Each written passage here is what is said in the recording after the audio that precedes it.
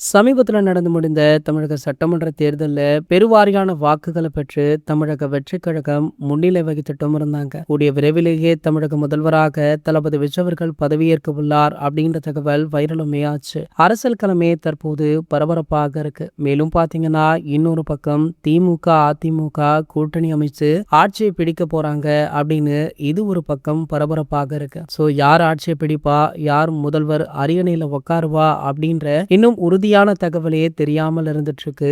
So தமிழக அரசியல் தற்போது குழம்பி போயுமே இருக்கு. இந்த நிலையில பாத்தீங்கன்னா தளபதி விஜய் அவர்கள் மற்ற சின்ன சின்ன கட்சிகளுடைய உதவிகளுடன் முதல்வராக பதவி ஏற்றுவிடலாம் அப்படின்னு அத்தனை கட்சிகளுடனுமே பேச்சுவார்த்தை நடத்திட்டு இருக்காரு. ஆனால் யாருமே பெரிதாக பிடி கொடுத்த பாடல்ல.